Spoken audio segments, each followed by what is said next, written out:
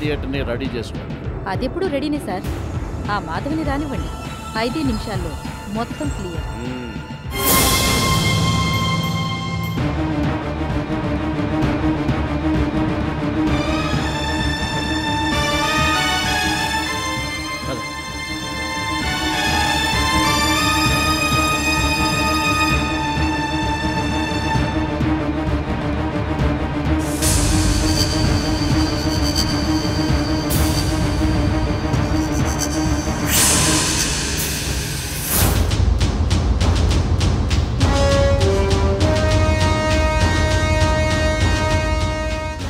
వెళ్ళొస్తానమ్మా.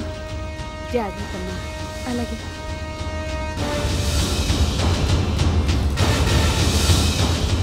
రండి బాబు.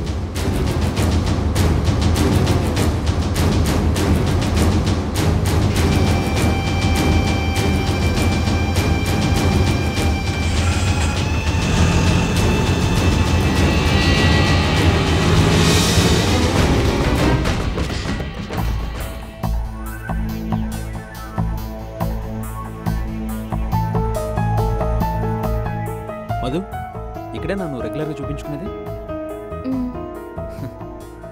అని అలా సిగ్గుపడితే కాదు, డాక్టర్ గారిని అన్నీ ఇప్పుడే అడిగాలి. కడుపులో బిడ్డ పొజిషన్ ఎలా ఉంది, హెల్తీగా ఉన్నాడా లేదా, నార్మల్ డెలివరీ అవుతుందా, సిజేరియన్ చేయాల్సి వస్తుందా. ఈ మధ్య రెగ్యులర్గా టీవీలో చూపిస్తున్నారు. అదేంటి, అదే చంటి పిల్లలు పుట్టకముందే వచ్చే జబ్బులు, హెపటైటిస్, జాండీసు, అలాంటి ప్రాబ్లమ్స్ ఏవి మన బిడ్డకి రాకుండా ఉండాలంటే ఏమేం జాగ్రత్తలు తీసుకోవాలి, ఏమేమి ఇంజెక్షన్స్ ముందుగానే ఇప్పించాలి. అలాగే రేపు గుడిలో పెళ్లి చేసుకున్నాక మనిద్దరం ఫిజికల్గా దూరంగానే ఉండాలా, లేక సంసారం స్టార్ట్ చేయొచ్చా అని కూడా. సారీ, అయినా సత్యమ్మ ఏమైనా పరాయి మనిషా? మన గురించి తనకు అన్నీ తెలుసు కదా. కదా సత్యమ్మ? డాక్టర్ అమ్మంటున్నారు. పద. వెళ్ళమ్మా.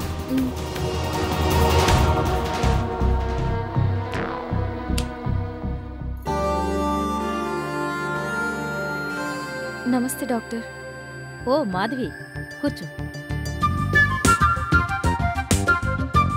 ఇతనెవరు? Hello doctor, I'm Deepak. ఈ రోజు దాకా మధుకు బాయ్ ఫ్రెండ్ని, రేపటి నుంచి కాబోయే స్వీట్ హబ్ని. అందుకే పెళ్లికి ముందే మధుకి టోటల్ టెస్టులు చేయించాలని తీసుకొచ్చాను.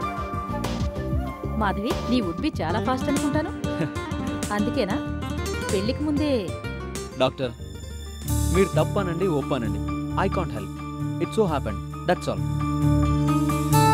No problem. తప్పుని తెలుసుకోవడం, సరిదిద్దుకోవాలనుకోవడం రియలీ గ్రేట్. డాక్టర్ గారు, రేపే గుళ్ళో మా పెళ్ళి, మీరు తప్పకుండా రావాలి. ష్యూర్. ఇవాళ మాత్రం మాధవిని పూర్తిగా ఎగ్జామిన్ చేయాలి. తన కండిషన్, కడుపులో బిడ్డ కండిషన్, వాట్ నాట్, ఎవ్రీథింగ్ అన్ని టెస్ట్ చేయాలి. ఓకే? ఓకే మాధవి, నువ్వు లోపలికి వెళ్ళమ్మా.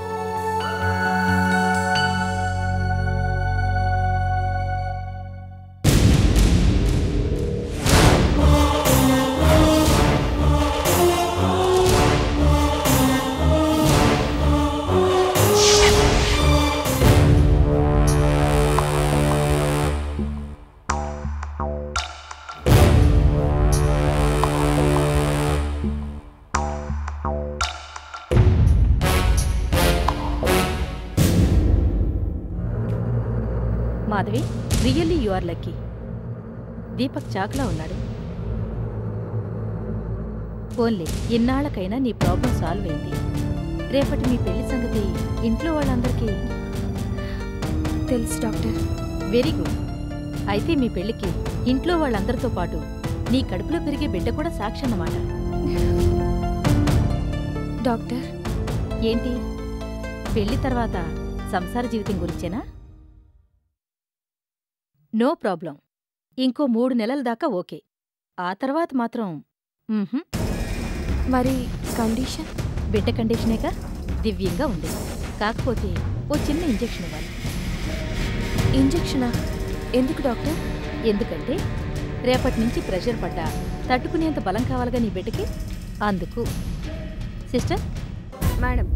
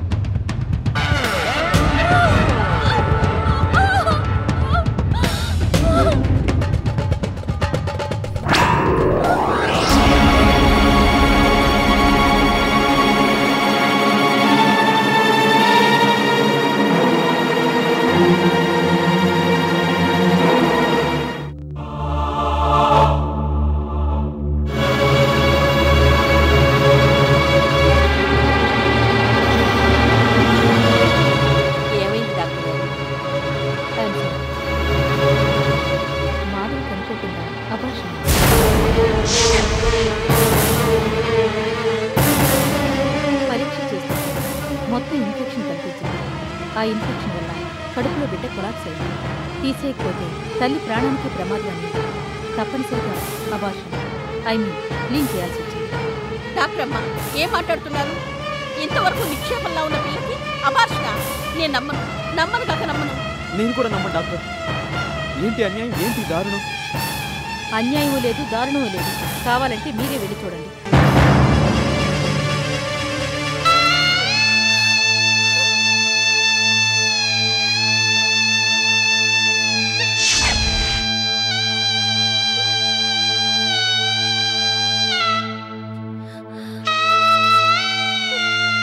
మాధవమ్మ,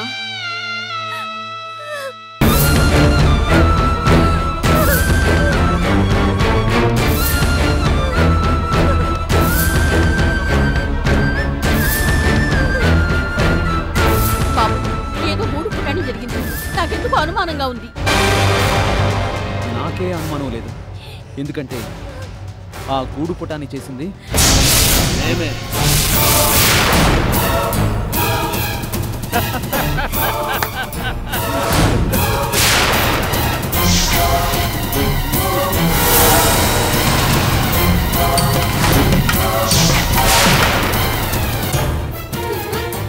అవునే, నేనే తీయగా మాట్లాడుతూ నీ కడుపు తీయించింది. 5 లక్షలు ఇచ్చి ఈ డాక్టర్ని కొనేశారు. నీకే తెలియకుండా నీ అబార్షన్ చేసింది ఏంటే, నేను నిన్ను మోసం చేశానని కోర్టుకెక్కుతావా? నీ కడుపులో బిడ్డకి తండ్రి నేనని నిరూపిస్తావా? ఈ దుర్గా ప్రసాద్కి లాయర్ నోటీస్ పంపిస్తావా? నేను చూసుకునే నీకెంత ధైర్యం? నీ కడుపులో పెరుగుతున్న బిడ్డను చూసుకునే కదూ. DNA టెస్టులు చేయిస్తే ఆ టెస్టుల ద్వారా నీ కడుపులో పెరుగుతున్న బిడ్డకి కారణం నేనేనని నిరూపించగలను అనే ధైర్యంతో కదూ. నీకు వాడికి మధ్య ఉన్న సంబంధానికి ఏ సాక్ష్యం లేకపోయినా తిరుగులేని ఆ ఒక్క సాక్ష్యం చాలనే ముందు చూపుతూనే కదూ. ఇప్పుడు చూపించవే సాక్ష్యాన్ని. 5 లక్షల ఖర్చుతో 5 నిమిషాల్లో మురిక్కాలలో కొట్టుకుపోయిన నీ తిరుగులేని సాక్ష్యాన్ని. అంటే అంటే ఎస్, బతిమాలన భయపెట్టిన మాధవి లాంటి మొండిగట్టన లొంగదని సెంటిమెంట్ అస్త్రాన్ని ప్రయోగించాను. పెళ్లి చేసుకుంటాను అని ఒకే ఒక అందమైన అబద్ధంతో మాధవిని, దాని అమ్మ అబ్బని అందరినీ గుడ్డిగా నమ్మించాను. అతి ప్రేమ నటిస్తూ బుట్టలో పడేశాను. పరీక్షలు చేయించడానికంటూ ఎవరికి అనుమానం రాకుండా రెగ్యులర్గా మీరు తీసుకొచ్చే డాక్టర్ దగ్గరికే తీసుకొచ్చాను. మీరు వచ్చేలోపు ఈ డాక్టర్ని డబ్బుతో కొనేశాను. ఆ కడుపులో ఉన్న పాపాన్ని కడిగేయడానికి, నా కొడుకుని నిర్దోషిగా నిరూపించడానికి. ఇప్పుడేం చేస్తావు? నీకు నాకు సంబంధం ఉందని ఎలా నిరూపిస్తావు? నా కొడుకు నిన్ను మోసం చేశాడని ఏ కోర్టుకు మొరబెట్టుకుంటావు?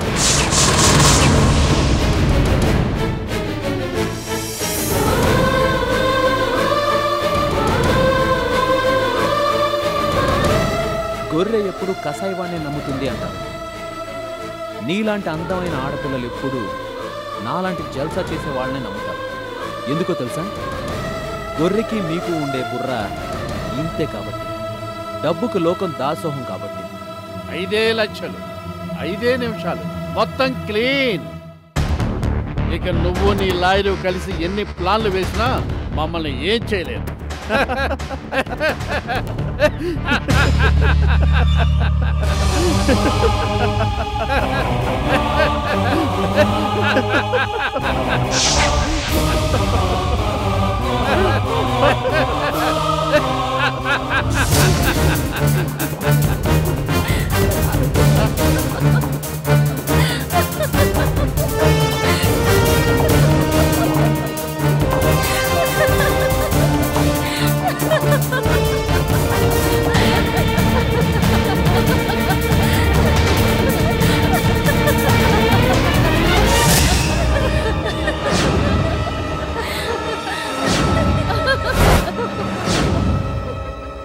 ఏంటి దీపక్, షాక్ అయ్యావా?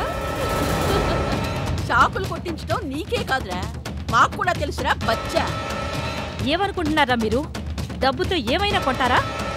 5 లక్షలతో నన్ను కొనేసి నీ కొడుకు చేసిన తప్పుని శాశ్వతంగా క్లీన్ చేద్దాం అనుకున్నారా? ఛీ! ఏమన్నా దీపక్, మాకుండే బుర్రా ఇంతేనని కదూ? ఎస్, ఇంతే. కళ్ళ కపటం తెలియనప్పుడు నిన్ను గుడ్డిగా నమ్మాను. నా సర్వస్వాన్ని నీకు అర్పించాను. కానీ నువ్వు మేకవన్న పులివని తెలిసాక లాయర్ పరమేశ్వరి గారు ఇచ్చిన ధైర్యంతో ఆ చిన్న బుర్రతోనే నిన్ను దెబ్బ కొట్టాను. నీ మనసులో ఉన్న కుళ్ళుని కుతంత్రాన్ని తెలుసుకోవడానికి ఇప్పటిదాకా ఆగాం. మీ నిజ స్వరూపాలేంటో మాధవి కళ్ళారా చూడాలని అబార్షన్ చేసినట్టు నాటకం ఆడాను. సో నువ్వు చేసిన తప్పుని నిరూపించే సజీవ సాక్ష్యం ఇంకా నా కడుపులోనే భద్రంగా ఉంది దీపక్. ఈ ఒక్క సాక్ష్యం చాలు నిన్ను కోర్టులో దోషిగా నిరూపించడానికి, మాధవకు న్యాయం జరిగేలా చూడడానికి. బాధ్యత గల ఓ డాక్టర్ని బెదిరించి ఇలాంటి నీచమైన పని చేయించాలని ప్రయత్నించిన మీకు శిక్షణ విధించాలంటే నేను పోలీసులకు ఫోన్ చేస్తే చాలు. ఏమంటారు దగుల్బాజీ మావగారు? ఎంత ధైర్యమే నీకు? నిన్ను Shut up! మిస్టర్ దీపక్, ఆట నువ్వు మొదలు పెట్టావు, ముగింపు నేను చెప్తాను. ఇక్కడ కాదు, కోర్టు అనే ప్లే గ్రౌండ్ లో. నువ్వు ఎన్ని ప్లాన్లు వేస్తావో వేసుకో. నువ్వు నీ బాబే కాదు, ఈ లోకం మొత్తం ఎదురొచ్చినా సరే గెలిచేది నేను, ఓడిపోయేది నువ్వు. ఆ రోజు కోసం ఎదురు చూస్తూ ఉండు. Good bye.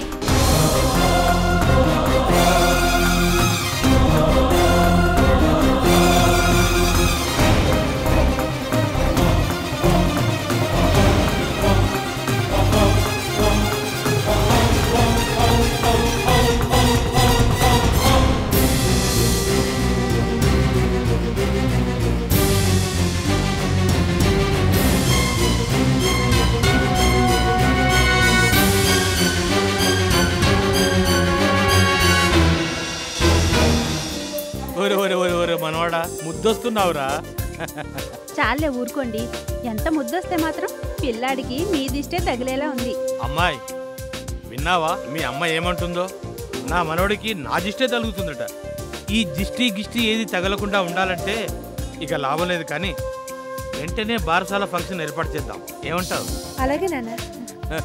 జయంతి, ఇప్పటి వరకు పిల్లాడికి ఏ అచ్చటా ముచ్చటా జరగలేదు. ఆ బారసాల వేడుకని మొత్తం మా చేతుల మీదుగానే జరిపిస్తాం. అల్లుడు గారు, వెంటనే ఆ ఏర్పాట్లు చూడండి. అబ్బో, ఆయన గారు ఏర్పాట్లన్నీ చూడటం ఇక అయినట్టే. అదేంటే మీ అల్లుడు గారి గురించి ఏం తెలియనట్టు మాట్లాడతావేంటమ్మా? ఇంట్లో మన ముందు ఉన్నంతసేపు అలాగే తల ఊపేది. కంపెనీకి వెళ్ళాక ఆ బిజినెస్ ప్రపంచంలో పడ్డారనుకో, నేను గుర్తురాను, వీడు గుర్తురాడు. లాభాలు ఎలా పెంచాలా, కంపెనీని ఇంకా ఇంకా ఎలా పైకి తీసుకురావాలా అని 24 గంటలు అదే చేస్తారు. జయంతి, నీకెన్నోసార్లు చెప్పాను, వ్యాపారం అంటే కాలక్షేపం కోసం చేసే పార్ట్ టైం ఉద్యోగం కాదు అని. అయినా కూడా నువ్వు అలా మాట్లాడితే ఎలా చెప్పు? మొన్నటి దాకా నువ్వెప్పుడెప్పుడు కోలుకుంటావా అని ఆలోచించడంతోనే సరిపోయింది. ఆ దేవుడి దయ వల్ల నువ్వు క్షేమంగా ఇంటికి తిరిగి వచ్చావు. అబ్బా తెలుసులేండి, నేనంటే మీకు ఎంత అభిమానం తెలుసు. బుజ్జిగాడంటే మీకు పంచ ప్రాణాలని తెలుసు. ఏదో మాట వరుస కన్నానంతే. అమ్మా, అందుకే స్వాతిని నాకు తోడుగా తెచ్చుకుంది. తను వచ్చాక నాకు 1000 ఏనుగుల బలం వచ్చినట్టయింది. స్వాతి, ఇలారా.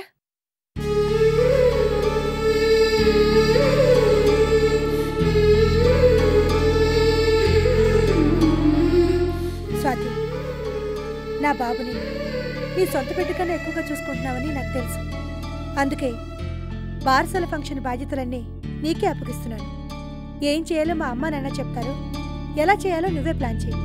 బట్టలు కొనడం దగ్గర నుంచి బారసాల వరకు ఏమేం కొనాలో అన్నీ నీ చేతుల మీదుగా నువ్వే కొనాలి. నేనా? కాదనకు స్వాతి, జయంతి అడిగిందంటే జరిగి తీరాల్సిందే, నీకు తెలుసుగా. అలాగే. జయంతి, బిడ్డొచ్చిన వేళ గొడ్డొచ్చిన వేళ అన్నారు. వీడు పుట్టాడు, నీ ఆరోగ్యం కుదుట పడింది. ఈ స్వాతి మీ ఇంట్లోకి అడుగు పెట్టింది. ఈ ఇంటి కళే మారిపోయింది. అవునమ్మా, అందుకే స్వాతి అంటే నాకు చెప్పలేనంత అభిమానం. ఆయాగా వచ్చింది, నా బిడ్డకు అమ్మగా మారింది. జయంతి, అలా ఎగ్జైట్ అవుతుందని చెప్పానా? ఇవి ఎగ్జైట్ అవుతూ చెప్తున్న మాటలు కాదండి, నా గుండెల్లోంచి దూసుకొస్తున్న మాటలు. అన్నయ్య,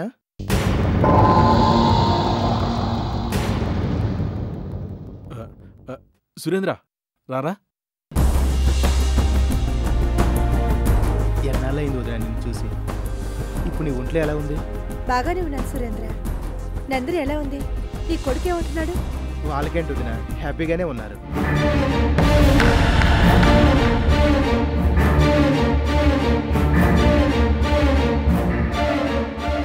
ఈవిడెవరు? తను స్వాతి. ఓహో, అర్థమైంది. అయితే ఈవిడే అనమాట ఇన్నాళ్ళు నిన్ను బాబుని కంటికి రెప్పలా కాపాడు. నమస్తే అండి. నమస్తే అండి.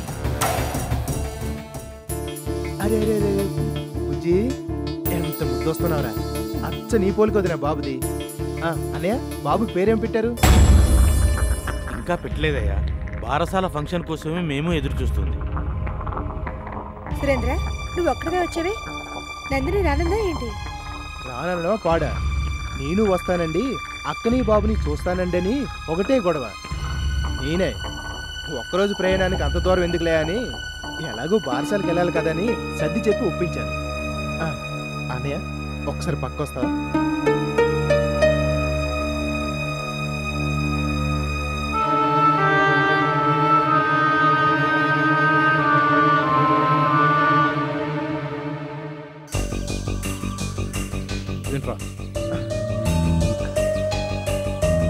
ఇదిగో అన్నయ్య, మన పొలం మీద వచ్చిన పంట డబ్బులు. ఏంటి తక్కువగా ఉంది? అదే అదే అది కిందటిసారి వర్షాలు తక్కువయ్యి, ఈసారి వర్షాలు ఎక్కువయ్యి 50,000 వచ్చాయి. సురేంద్ర, ఆ పొలాలన్నీ ఉన్నది రాజమండ్రి దగ్గర గోదావరి తీరంలో. నిజమే అనుకో, కానీ పొలాన్ని చూసుకున్నట్టు ఎన్ని బాధలు. కలుపు మొక్కలు, కల్తీ ఎరువులు, పంట తెగుళ్ళు, పనివాళ్ళు, గొడవలు, పేకాట ఖర్చులు. అంతేనా సురేంద్ర? కంకుల్ని చూసి పంట దిగుబడి ఎంత వస్తుందో చెప్పగలను. కట్టలను చూసి డబ్బు ఎంత ఉందో కూడా లెక్క చెప్పగలను. 50 ఎకరాల మీద ఏడాదికి 50,000 కూడా రాలేదంటే పంటకి తెగుళ్ళు బానే పట్టాయన్నమాట. అని అది సురేంద్ర, తోడబుట్టిన వాడివి కదా అని జాలిపడి ఊరుకుంటున్నాను. అంతేకాని పొలాన్ని పండించడం తెలియక కాదు, కలుపు మొక్కల్ని ఏరి పారేయడం చేతకాక కాదు. ఇంకొకసారి ఇలా జరిగిందో సహించేది లేదు. తమ్ముడు అని కూడా చూడను, గుర్తుంచుకో.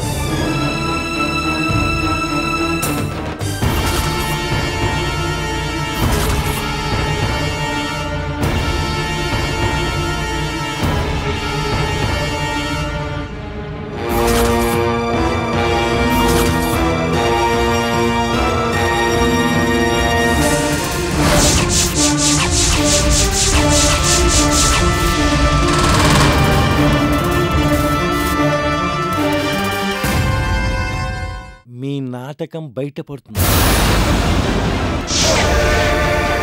నువ్వేం భయపడకు, మేమందరం నీ వెనకే ఉన్నాం. నీకు అన్యాయం చేసిన వాళ్ళు ఈ కేసు ఎలా గెలుస్తారో అది చూద్దాం. ఇంకెన్ని దారుణాలు పూర్తింటారో నన్ను భయంగా ఉండండి. ఏం చేస్తారమ్మా? మహా అయితే చంపేస్తారు, అంతేగా?